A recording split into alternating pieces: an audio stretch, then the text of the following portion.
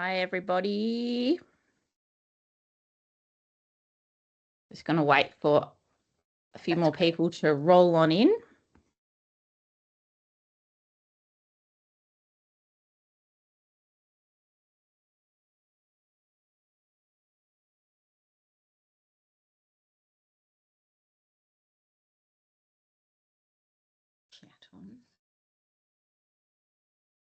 Hi, George.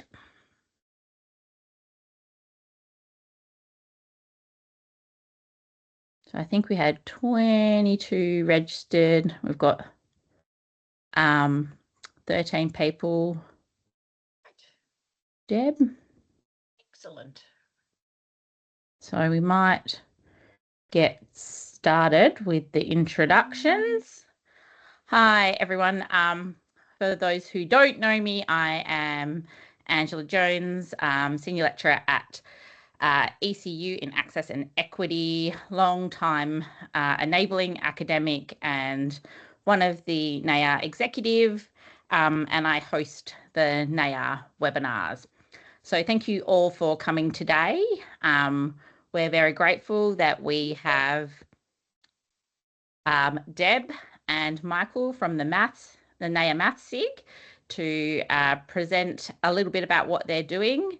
I think we had it as Melting Moments in Maths, which I'm very excited about. As Deb knows, I am an arts girl, so anytime that like anything to do with maths gets creative, I'm all about it. So we've got Deb here from Murdoch. Deb, do you want to say a little hello? Good morning. Good morning, everyone. Thanks for joining us today. Thanks, Ange. And we have Michael Brickhill. Michael, where are you from? Southern Cross University. I'm ringing in out of the Gold Coast campus today, but I oscillate between the Lismore campus and the Gold Coast campus. Excellent.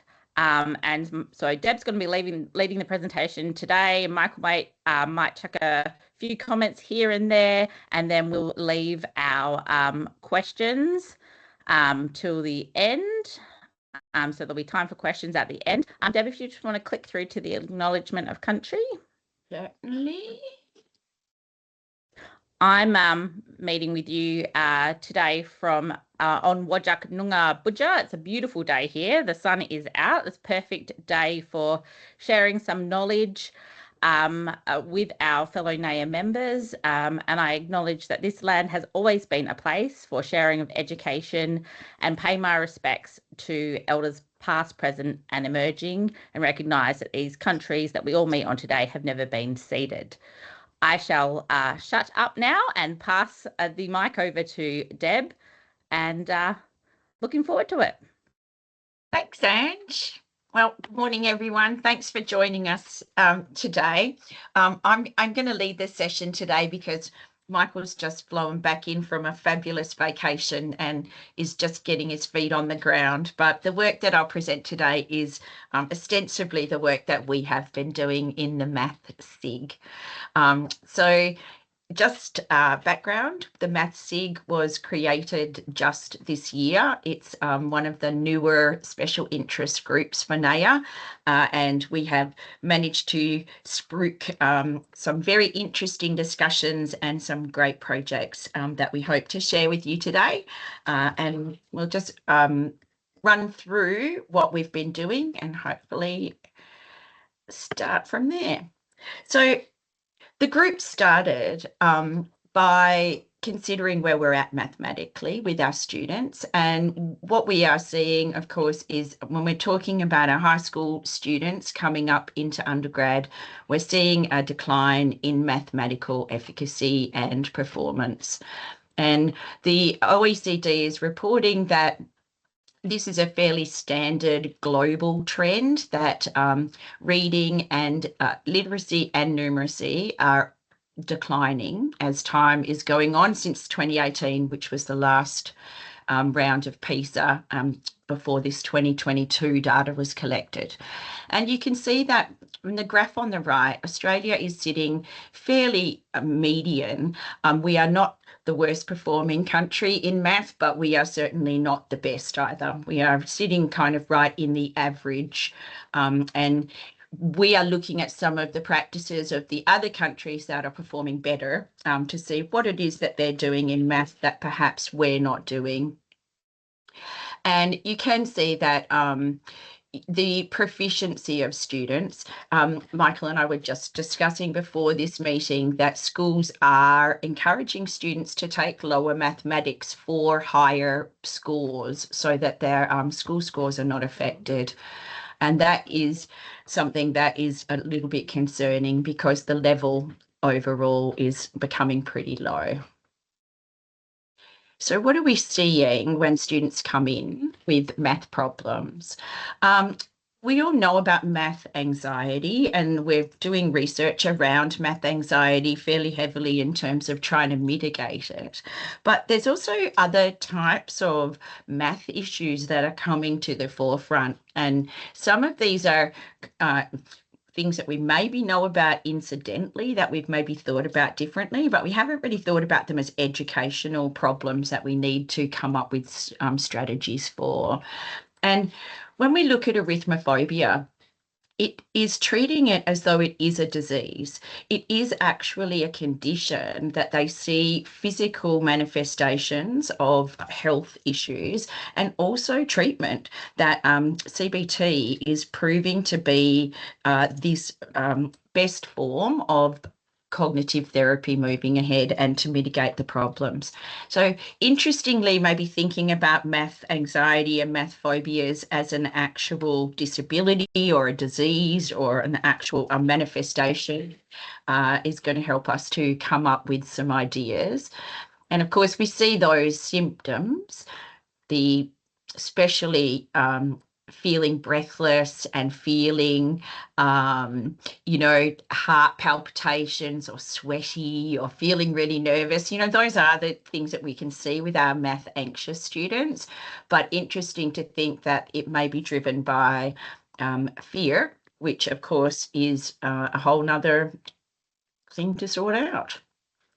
So, yeah, talking about some of the different phobias that we have, some of them we've seen in the past as just kind of superstitions, or we've thought, well, people don't like that number, but there are groups of people that are demonstrating real physiological responses to these types of problems. So neuroscience really is showing that the brain does actually have the same fear response that it would in any other fearful situation, and that we go back to all fear is the same fear, and that is kind of the psychological component that I'm hoping to delve into a little bit more. Not always easy to work out. So maybe I'll just pause for a minute and just ask if anybody has any experience with any of these interesting numerophobias, or if anybody has a numerophobia that they would like to share with everyone. It's not always obvious. Oh, look, Deb, the list of those numbers there, the fear of the number 13, I had a bit of a laugh to myself when I saw that one, because, and this is betraying my age here, going back to when I was in primary school, there was an episode of A Country Practice, believe it or not, where Shirley Gilroy, yes, I'm calling myself out here, yeah, Shirley Gilroy apparently had an episode where she was having issues with the number 13, and I've never forgotten that. Stuck in your mind. I might have to go back and look at that one. It is. Have to find which episode it was. But the number 4, I'm trying to, there's one particular, I know that the Chinese love the number 8. I'm not quite sure. Is it the Chinese that also don't like the number 4? I'm trying to think, because I've seen the number 4 crop up. Groups, that have aversions to certain numbers. That's true. It's quite interesting if we thought about that. Yeah, because the number 8's lucky for them. Japan and China don't like 4 because it means death. Yeah. Oh, interesting. Ah, there we go. Okay, great. Thanks for that. That's interesting. Thanks, Chris. Yeah, so one of the things that we kind of know, the number 8 represents infinity. Thanks, Tina. That's interesting. Of course, it does just tip it on its side, right? Yeah. One of the things that math research is kind of showing us is that, giving students great bulk banks of problems to work through isn't the strategy that's helping them if they have a deficit in mathematics. So actually choosing high quality problems and then having some discourse around those problems is apparently and seemingly from our own experience a lot more effective in helping students to work through those issues. So I just thought we'd do this little trick just as a way to try to talk about, and the presentation is called Melting the Cold Heart of Mathematics, because sometimes math is that little bit cold subject and we treat it as though it has to be very explicit numbers. It's got to be algorithmic. We've got to get the answer. And what we are trying to do in some of our programming is to step back from that and try to make math a little bit more around creative thinking and allow those people with arts brains to tap into their math brain through their arts psyche. So first, just in your own mind, take the digits in your age and add them together. And of course, you're all 29, so it's going to be easy. When you've got that answer, subtract it from your original number, from your age. And then add the digits of your answer together. And one of the things that we would ask students, and as I did in my class this week, and I said, I can tell you all got 9. And why did you get 9? And it created a really interesting conversation about numbers and patterns and just critical thinking about why did everybody get 9. There were some interesting answers, some that were quite far off, but of course it was really quite interesting to spruik that conversation and start getting a bit of a sense around numbers differently.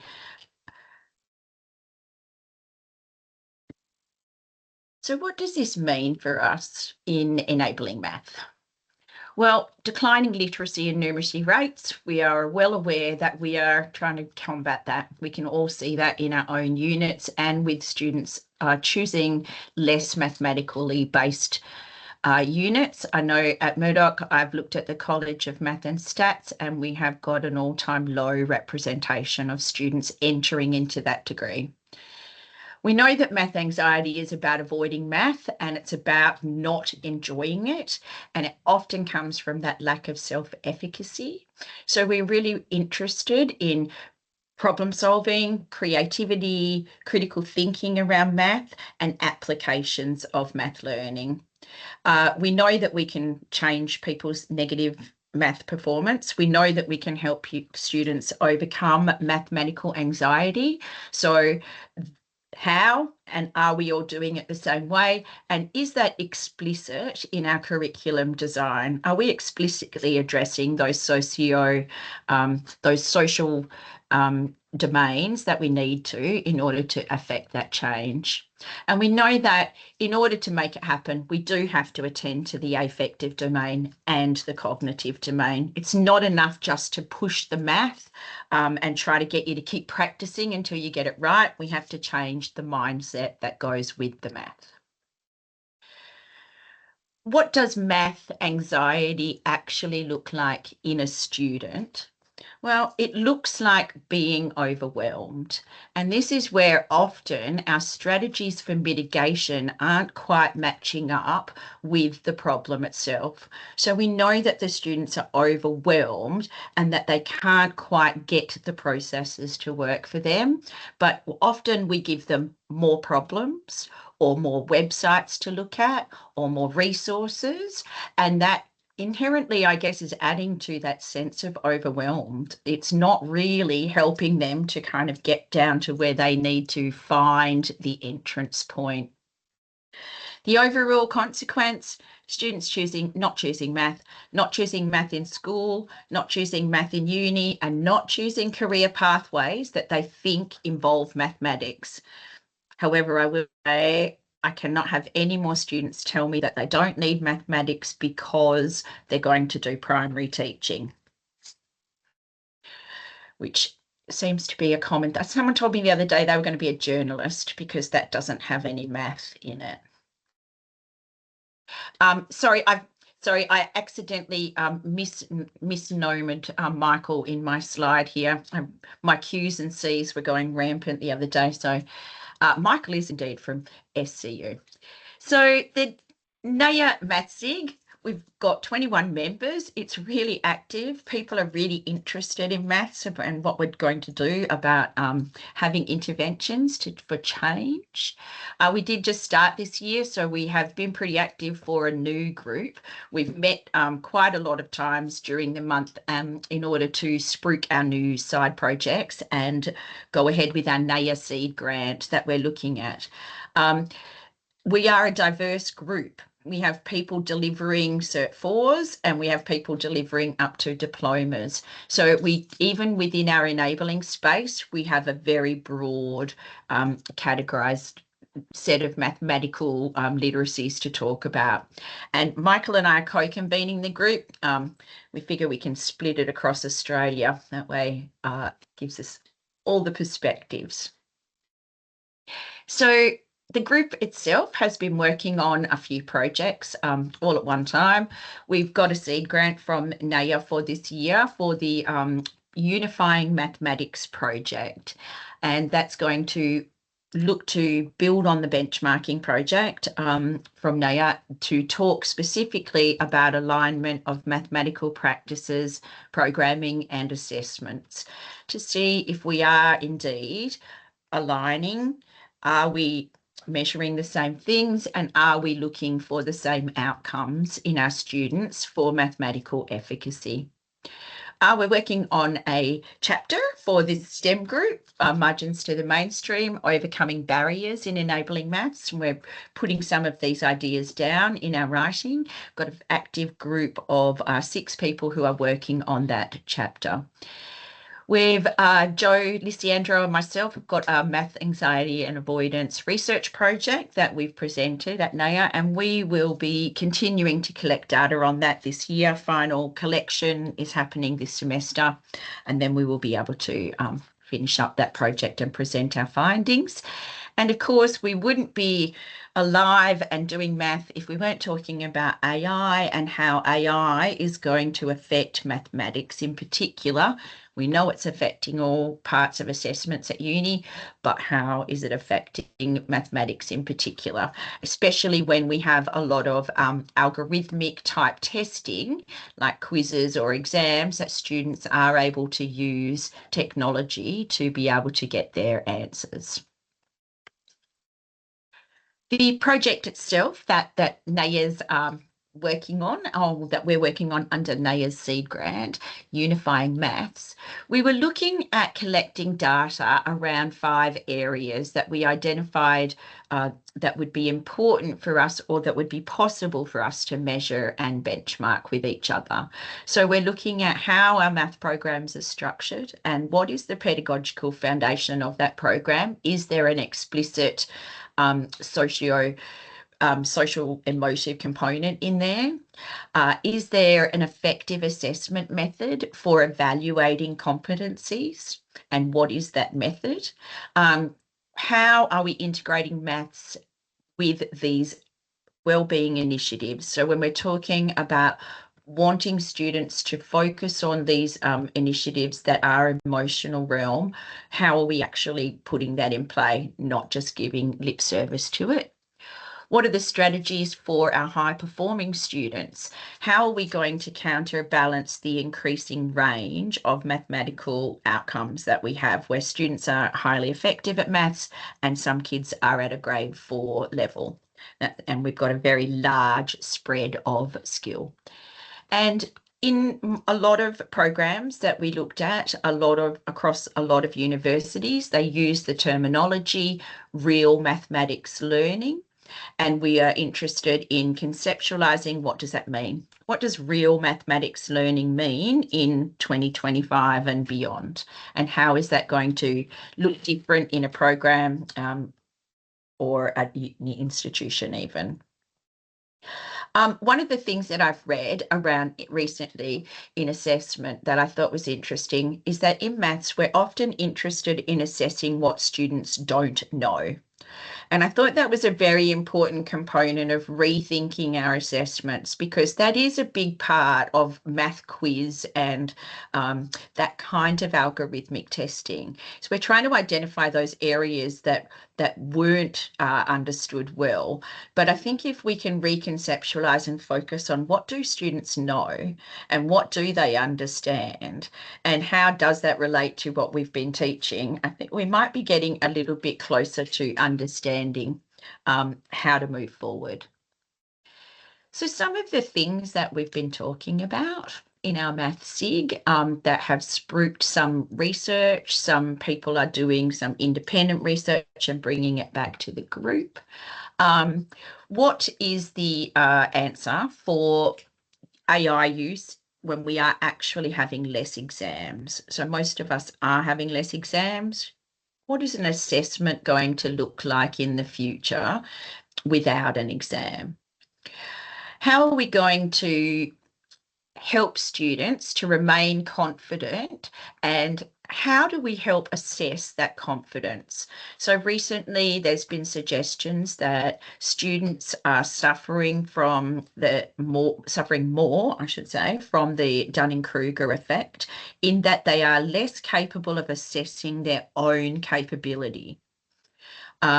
We were just having a chat about instant gratification of social media and skipping to the end of the videos and all of those kind of things that perhaps are part of a youthful culture where they're not so good at really identifying, are you good at maths or not? And they're not sure how to answer that. We're obviously, as always, invested in building confidence as it's related to competence. And we do know that. And that is partially how are we going to get them to be better at self-identifying their own math needs and their own math strengths. Melting the cold heart of mathematics, we do need some care and compassion in math. We do need to remove it from being a rather analytical, cold subject, and we need to kind of warm it up a little bit for students, and we need to make it applicable and interesting and exciting in the same way, and not so that, because it's one of those few areas where students feel like they can just reject it. So I'm not a math person, I reject all math input. And what we really want to do is change that messaging to say everyone's a math person. It's just part and parcel of what you are actually made up of.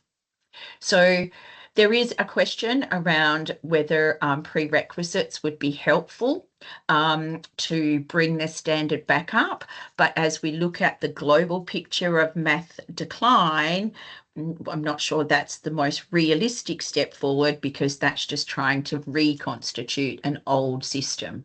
But again, the goal is to lift the level, and how do we have that when less than 75% of students are taking math of any kind in high school? And as math is now not a compulsory subject in year 11 and 12, as of 2022-23, we are seeing our first runs of undergrad students with no math standards necessarily. They could have come through high school without maths.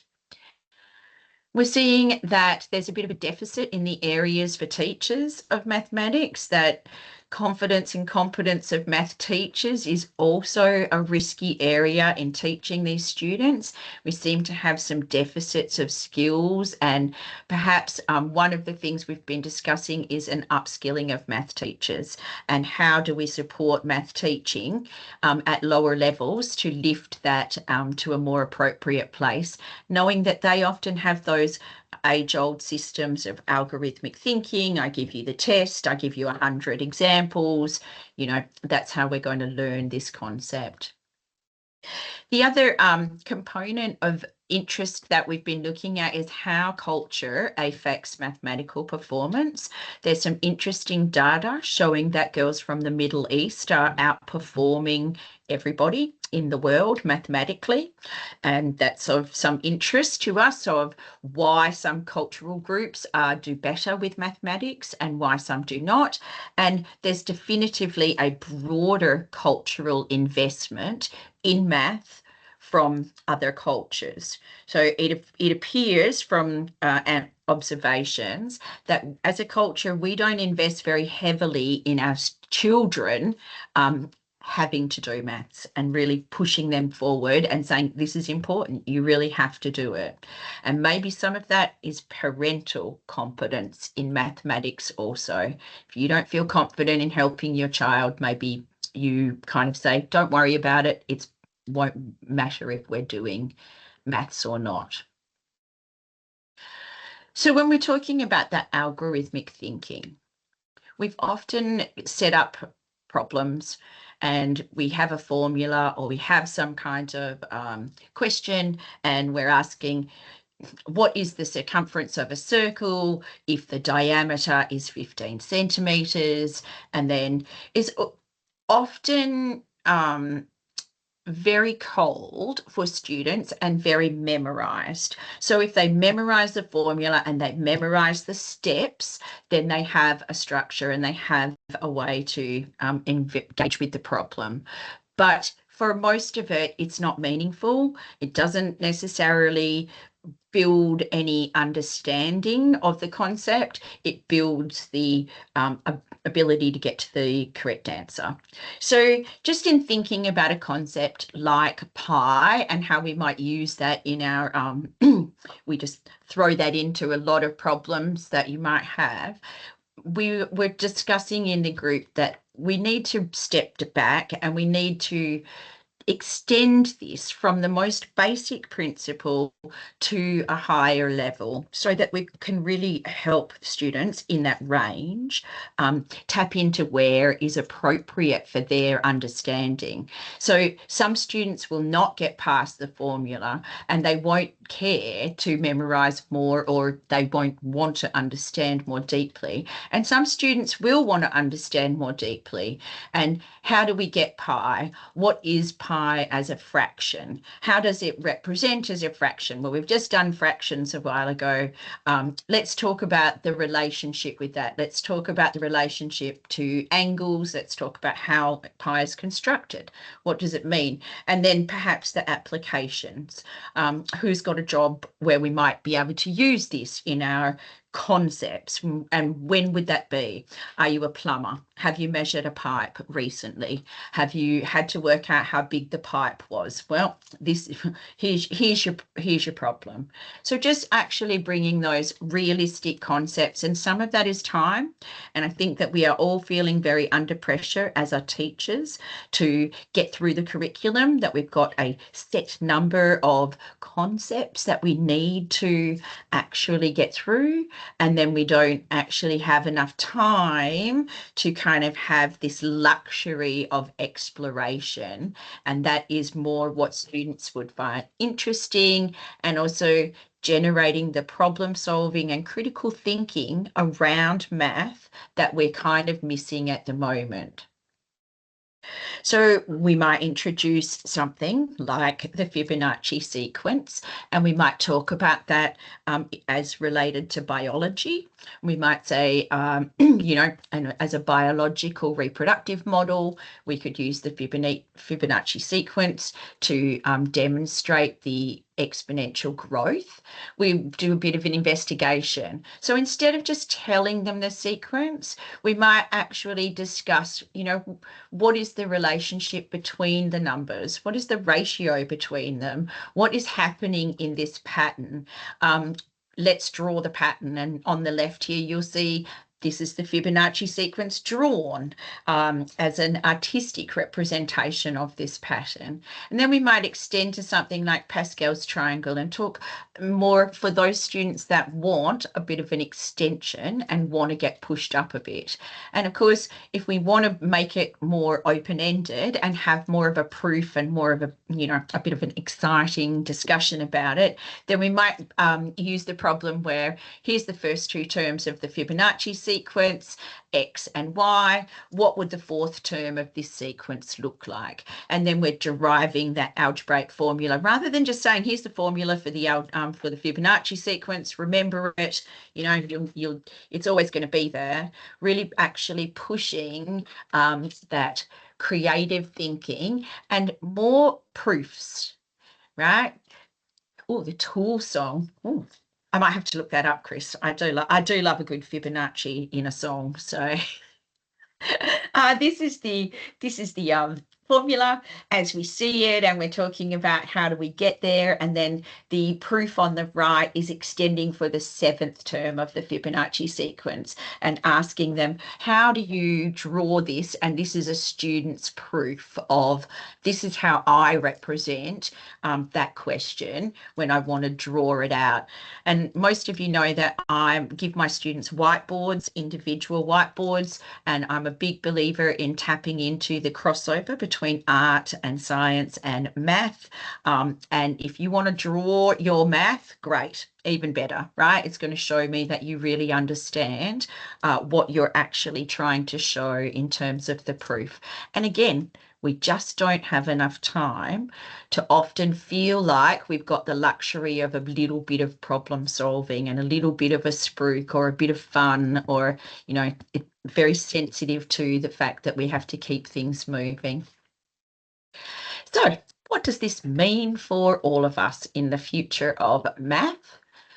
Well, we definitely agreed that we would like to collaborate on our standards. We are definitely disparate and diverse in what we are assessing and what we are looking at in math. Some math courses are very difficult in their level, and some are quite easy. And we haven't got a lot of agreement where we're at with that at the moment. We do agree that we all need to include these social emotional learning outcomes and make them explicit, and using UDL is going to be the key in putting forward new curriculum. Less algorithms. I know we need practice, but we need to make that practice interesting. It cannot be a list of 10 old questions that you've just bumped up and said, this is going to help you to learn how to do it. We can use that, but we need the other side of learning as well. The cross-discipline uses of math, we really, again, tapping into what is math doing for you. There are no jobs where you don't use mathematics.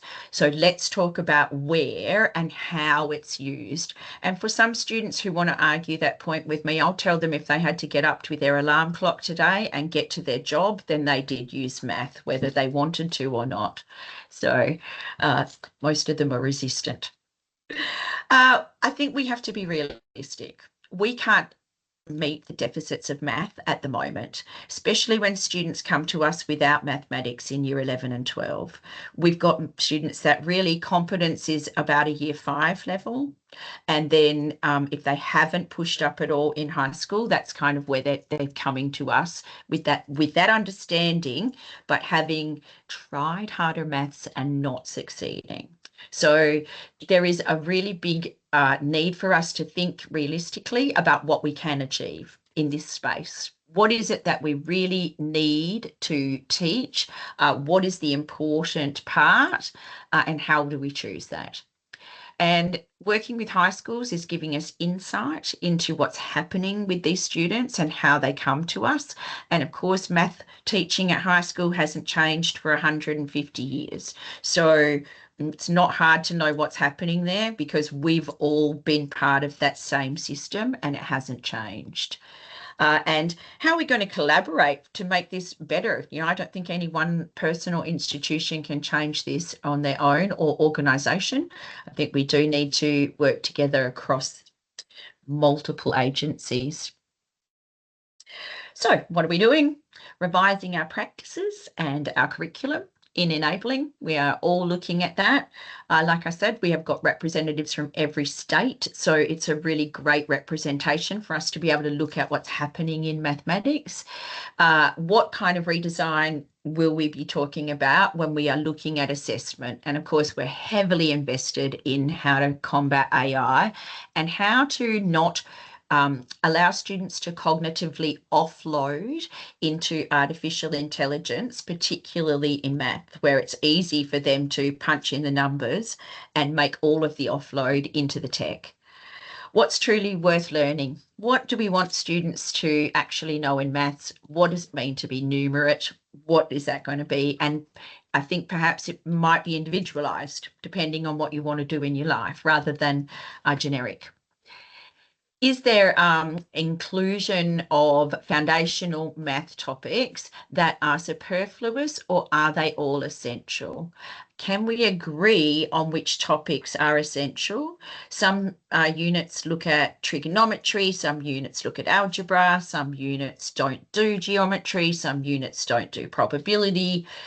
So how have we decided? What have we decided based upon? Is that a logical decision, or is that just a bit random? And should we be aligning some competency in mathematics for students to be able to get some credits? Are we trying to teach everybody at a level that is not helpful for high achieving students? And should they be kind of moving on?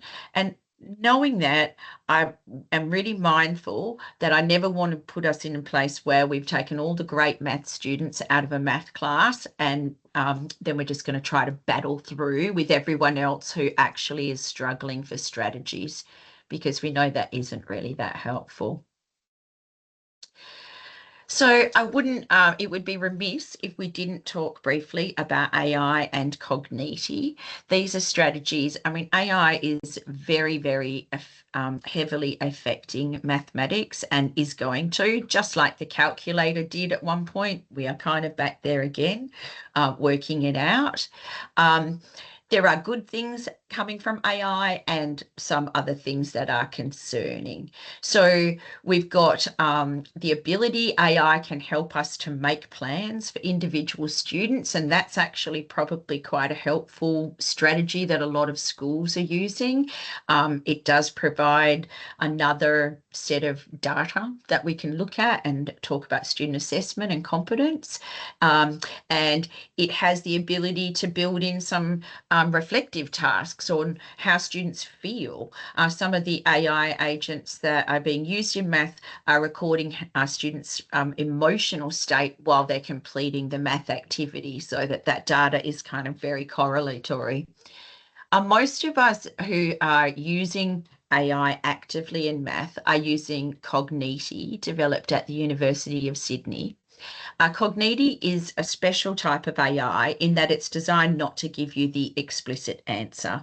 So we, in our training of the LLM for the Cogniti, we are actually teaching it to answer in a tone that is similar to the teaching tone, to not just jump to the answer, to actually give strategies and spruik examples, so that a student has to work through that and actually come up with either a reasonable end. I mean, they can just terminate the chat, of course, but it actually helps them to perhaps get some more examples, find resources, and there is some concerns about humanizing well, mine's called MathBot. I've decided not to humanize it and to very clearly make it recognizable as AI. I don't want the students to be confused about the difference between AI and a person.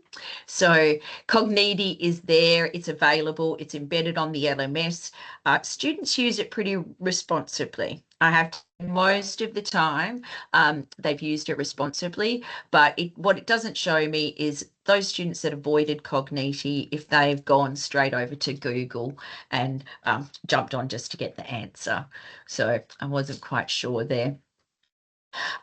One of the questions that comes out of this literature pretty often is, should we humanize these AI agents? Some people give them names. Some people train them to be fairly chatty. They have a fairly informal tone and they converse with students in that informal space. And some people believe it's important that we just really label it what it is, AI, and not make that confusing to students anyway.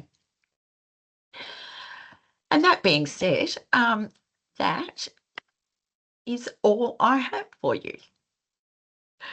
But I would like to open up. Michael, would you like to say anything before we open up for any questions? Oh, absolutely.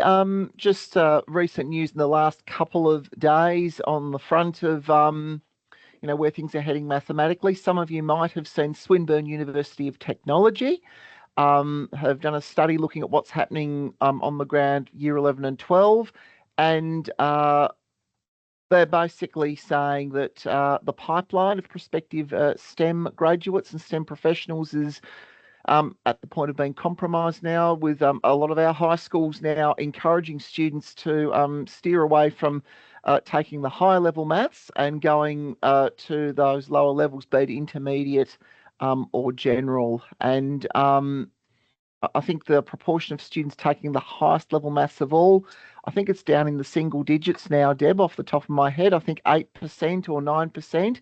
Yeah. It's a very, very low level. And the numbers even taking intermediate are now becoming quite low as well, historically low, in fact.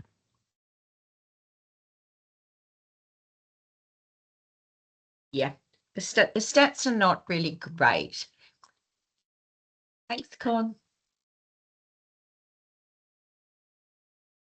Okay. So we'll open it up. Does anyone have any questions or just thoughts that they would like to throw out there? Do you think that, with the schooling system and this push, Michael, as you said, like the blockage that there's, and we see it in terms of literacy as well in schools, but that push through high schools, through NAPLAN and to ATAR, and that pressure that, they're placing on students kind of goes against what you're wanting to do in terms of making maths more accessible and creative and thinking and getting that creativity and critical thinking through there to develop people's math skills in a way that's probably more relevant to them. But the system is actually kind of against that whilst they're in schools. So that's like a missed opportunity for all those years of development. A missed opportunity, and definitely, a conflict. It's a direct clash with, what we would like to see happen versus what the system sort of drives everyone towards, what actually happens. It's interesting. I know some schools, when students line up and start picking electives, sort of even at mid-high school level, some schools are now even identifying and asking, tick the box. It's like, well, which pathway are you heading down? Are you heading down, a more advanced quantitative slant, or are you going in the general lane? And that streaming of maths classes from, some schools stream right from day one, year 7. Others, the streaming kicks in from year 9 onwards. But, when that streaming begins to happen, I mean, the last thing you want to do is label students, but in a way, the label is being applied from the point at which that streaming occurs, and that just feeds the ongoing narrative, unfortunately. Yeah, I think a lot of it's systems based, Ange, right? Yeah. Like the system is set up and we are kind of forcing the kids through the system still. We can see it's not working. We can see that it's not really ending up with great results, but we're still stuck in this age-old traditional model, which is like it's like they're just wedded to a system that's not working, and then they just keep going, even though it's not working, but we don't know why it's not working, but we don't want it to not work, but it's not. Yeah. And I've seen it with my own children going through with that streaming process. Michael, WA, it's year 9. But you just look at it and go, as an educator, from on the other side, you go, what a missed opportunity. My other question that I had for both of you was around indigenizing curriculum, because along with UDL, it's a big push across universities and in enabling as well. Where do you see that kind of intersecting with what you were talking about today in terms of that kind of creativity, or shifting away from the traditional Western-centric model of maths? So I think for me that what that's representing is 2 things: the opportunity to use that material and to tap into that side of life in the curriculum design. So we definitely want to think about inclusivity and disability and Indigenous, knowledge, and bringing all of those things in, which is why we're thinking kind of a new curriculum in mathematics is essential. I think what we've done is we've had this age-old curriculum in math. Everybody's had a bit of a tap in, but ostensibly it hasn't changed. When I look at the math units here at Murdoch, they haven't been changed since the 80s. So that's just making an assumption that math is exactly the same subject and that it's static in time. And we know it's not. We know it's not static. We know it's just like language and literacy, and that it's changing and that there's changing needs. And there are changing needs with technology being able to do a lot of mathematical processes for us. We don't have to remember the same things that we used to. We need to be able to use this math application. And part of that is understanding some of the uses of math. There are some Indigenous practices of using math that is, incredibly amazing and kind of mind-blowing to us that we need to bring in. Just modeling, for example. We use Excel spreadsheets, but Indigenous people can model populations of animals and plants and biodiversity through knowledge, which is like, okay, well, how do you do that? How do you actually have a great idea of what your biosphere looks like, just mathematically speaking? Michael, do you have something you'd like to add into that? Look, in terms of modelling and numbers and so on, I was thinking this morning, in New South Wales, we've had some legislation being introduced into the upper house concerning cat control and the widespread loss of native fauna.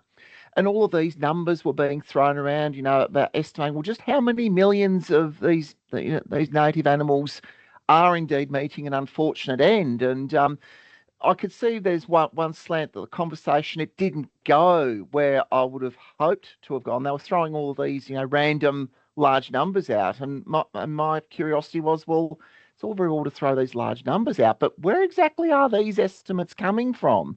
I feel like if somebody came forth and said, well, we got this estimate by taking this, and this into account, it would make the issue a lot less abstract, I think, to, the average general person listening in. I think that connection or lack thereof, if that could be corrected and enhanced somehow, I think that would go a long way towards, strengthening and emphasizing that link between things that are happening out there in the environment and the actual numbers behind them.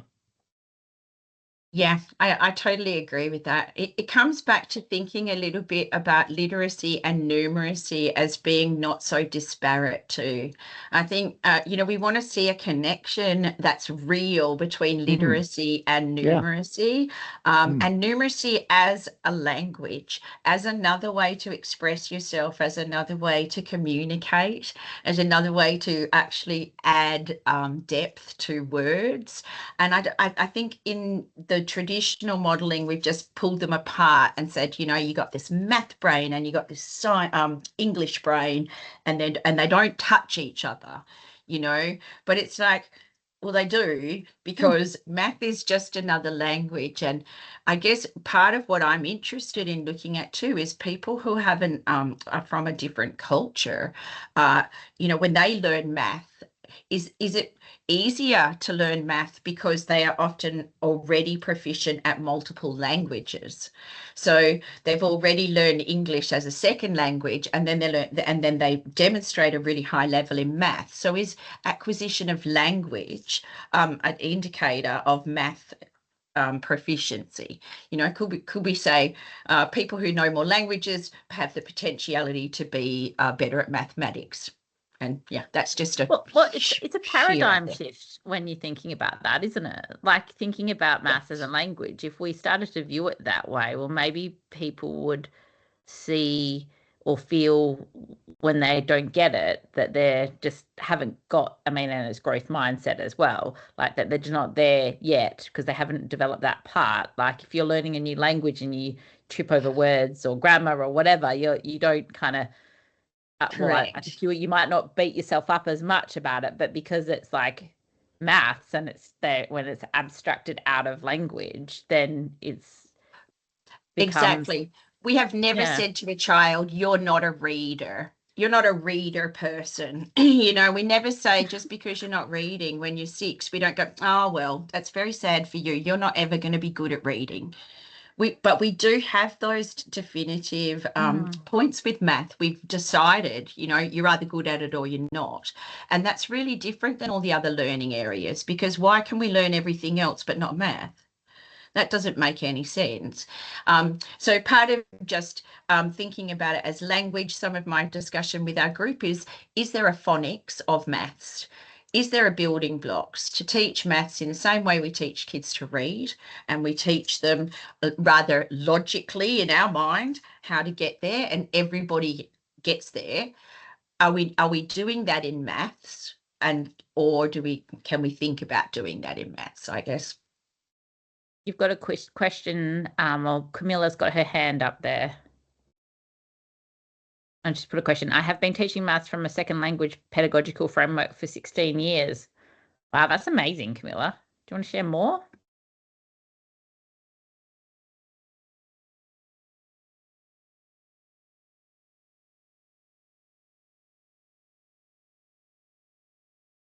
Unmute. Can you unmute her? I don't know.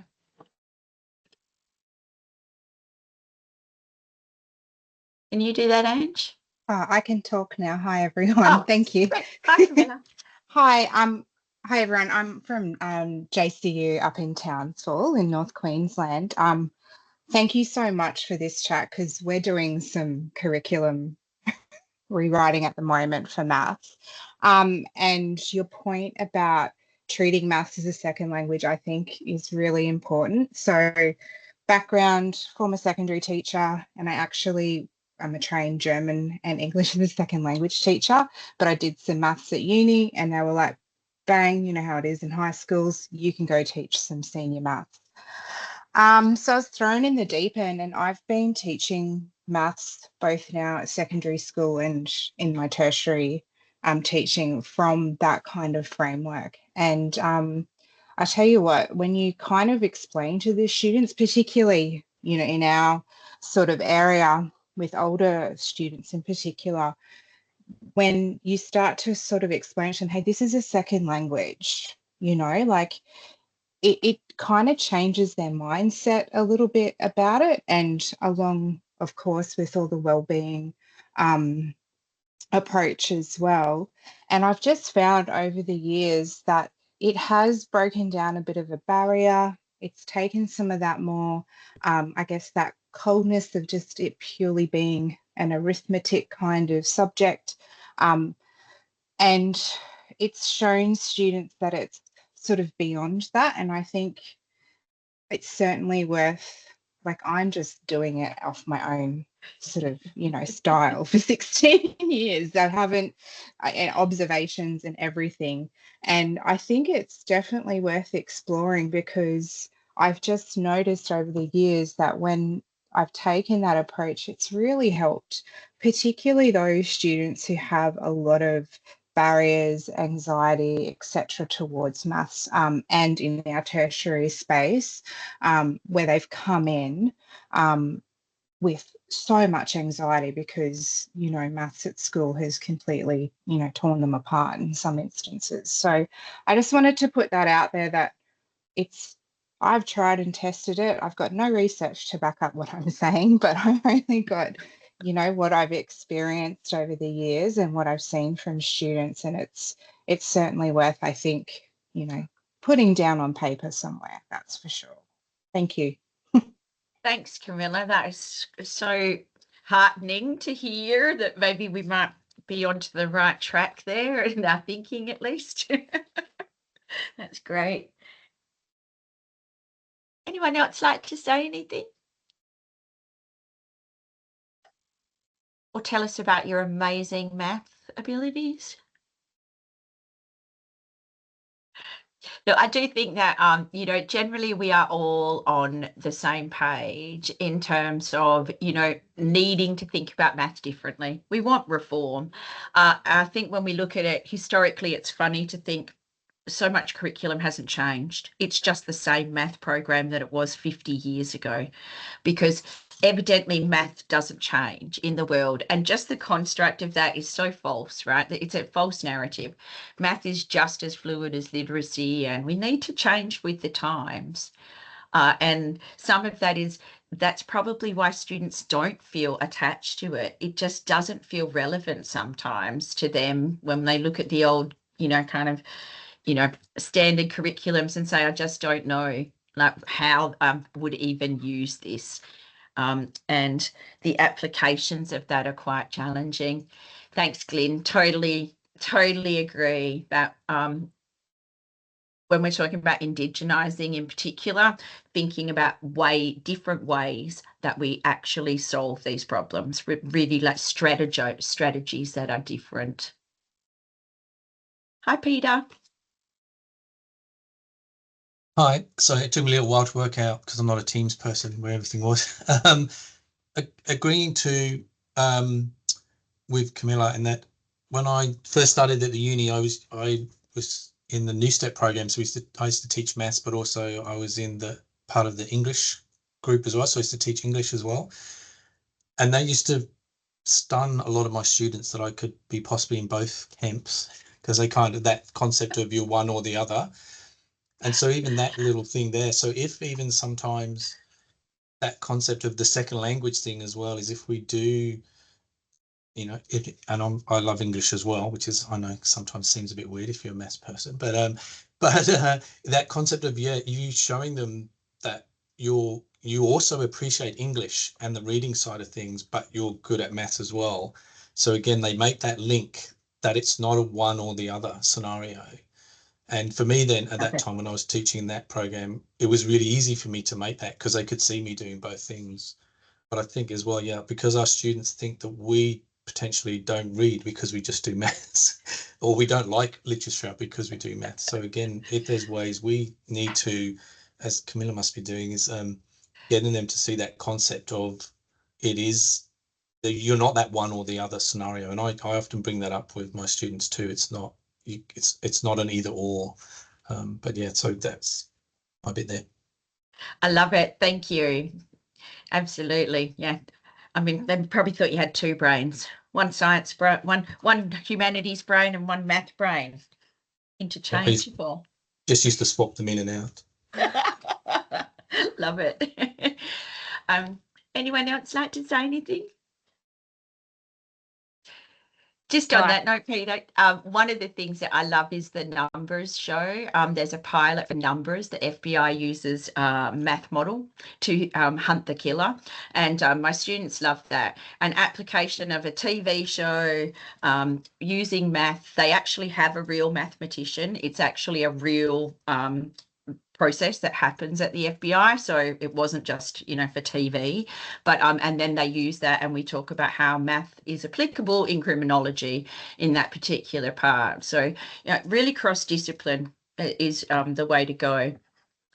Glyn, would you like to say something? I just wanted to reiterate the idea of allowing students the opportunity to demonstrate their maths. They can do that in lots of different forms, and that idea of language is so important. So when I was teaching some of my students, quite often I would not allow them to use any mathematical numbers itself. So they were only allowed to explain their reasoning through English. Or they would have to write a letter to another student who was absent for the day to explain what they were doing in the maths lesson and what their learnings were, or they would record themselves explaining those concepts. I think it's really powerful that it's not about just getting a percentage number, that they're not judged on they're good or they're not good. It's just, you know, can they talk about what they're doing? And I think that idea of language that Camilla was talking about is so, so powerful. I love that. Thanks, Glenn. Super important. It's what we need to move from testing, and we need to stop that testing to at the deficit model of testing, which is trying to work out what they don't know, move to that more interview type, interactive, collaborative assessment where I'm asking you, what do you not understand about this problem? Explain to me what you've done.